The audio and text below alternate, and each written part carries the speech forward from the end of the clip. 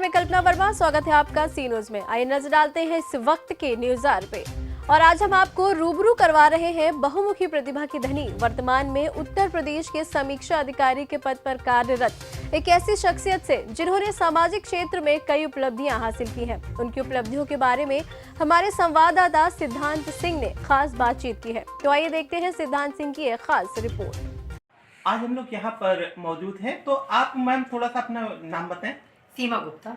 आपने जैसे कि समाज के क्षेत्र में बहुत सारे कार्य किए हैं, ऐसे किए हैं जिनकी एक लंबी चौड़ी है जो सूची यहाँ पर तैयार हो जाएगी, तो उनके विषय में थोड़ा सा हमारे दर्शकों से साझा करें। पहले तो हम श्रोतागणों को बहुत बहुत नमन करती हूँ और होली की ढेर सारी शुभकामनाएं देती हूँ। जहाँ तक मेरी उपलब्धियों के बारे में है तो मैं बस ये बताना चाहती हूँ कि अभी तो ये शुरुआत है, अभी तो बहुत कुछ करना है। मैं देश को आगे बढ़ाने के लिए मुहिम में लगी हुई हूँ और चाहती हूँ कि जो भारत का जो नव भारत का जो कॉन्सेप्ट है वो हम लोग सब चरितार्थ करें, और ये तभी होगा जब हम सभी एक दूसरे के सहयोग से देश को आगे बढ़ाने की मुहिम को चलाएं।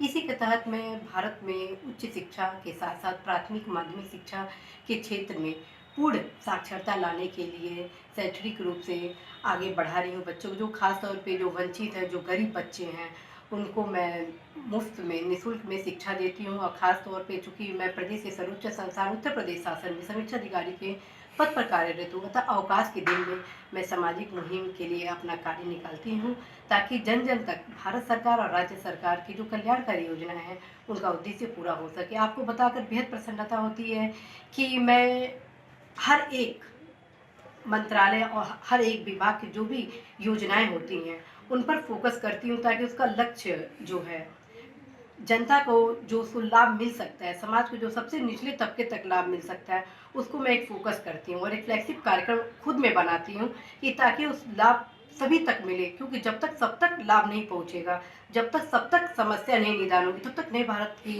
जो कॉन्सेप्ट है वो पूरा नहीं हो पाएगा। इसी के मद्देनज़र मैं इस समय हाल फिलहाल में हर प्रत्येक शनिवार को स्वच्छता अभियान से जुड़ी हुई हूँ और हजरतगंज पे स्वच्छता के लिए कार्य करती हूँ। जन जन तक संदेश देती हूँ कि जहाँ स्वच्छता होगा वहीं सुख समृद्धि होगा।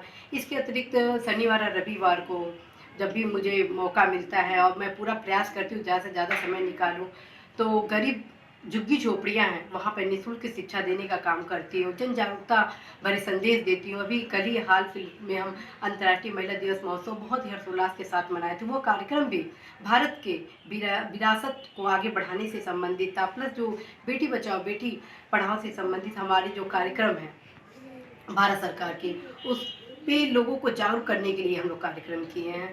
इसके अतिरिक्त साहित्य के माध्यम से भी मैं जन जन तक संदेश देती हूँ कि हम सभी के उद्देश्य होना चाहिए राष्ट्र विकास।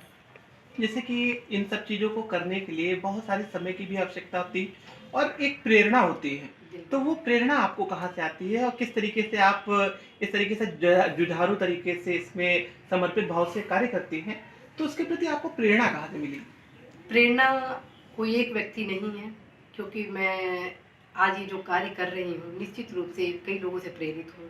सबसे पहले मैं अपने पति से बहुत प्रेरित हूँ, क्योंकि वो हमेशा सदैव कहते हैं कि सीमा, अपने देश के लिए अवश्य ही काम करना चाहिए। इसके साथ ही साथ मैं अपने सास ससुर की बहुत आभारी हूँ कि वो सदैव मुझे अच्छे मार्ग पे चलाते हैं। मैं अपने माँ बाप के भी बहुत ही ऋणी हूँ। इसके अतिरिक्त हमारे जो माननीय मोदी जी हैं, माननीय प्रधानमंत्री जी हैं, उनकी जो जीवनी है उससे मैं बहुत ही प्रेरित होती हूँ। और विवेकानंद जी की तो क्या कहें, वो कहते हैं जब तक चलो जब तक कामयाबी ना प्राप्त कर लो।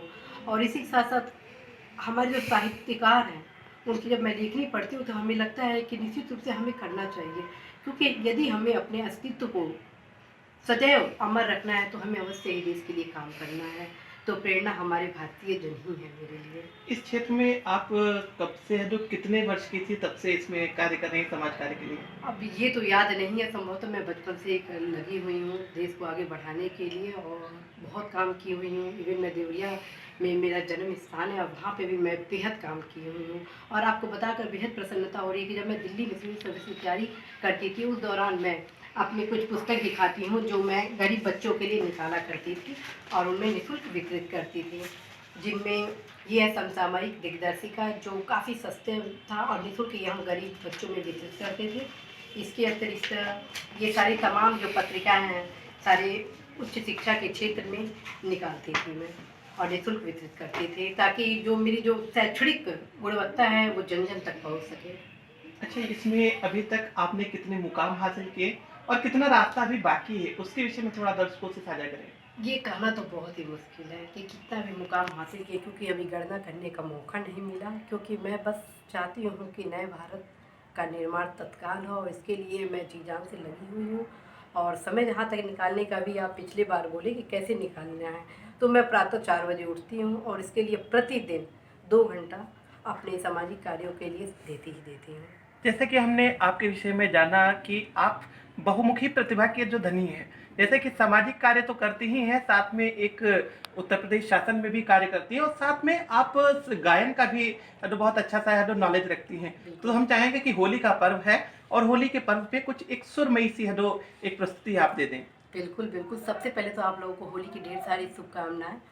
होली आई रे, होली आई, होली आई, होली आई, रंगों की बिला छाई रे। ओ होली आई, होली आई, होली आई, खुशियों की मस्ती छाई रे। ओ होली आई, होली आई, होली आई, देखो खुशियाँ लेके साथ साथ आई। देखो गलियों और कूचों में देखो रंगों की टोली आई रे। ओ होली आई, होली आई, होली आई, खुशियों के रंग लाई रे। लखनऊ से सी न्यूज संवाददाता सिद्धांत सिंह की रिपोर्ट। इस वक्त की न्यूज़ में इतना ही। बाकी खबरों के लिए बने रहिए सी न्यूज के साथ। हर खबर आपके साथ, आपके हाथ।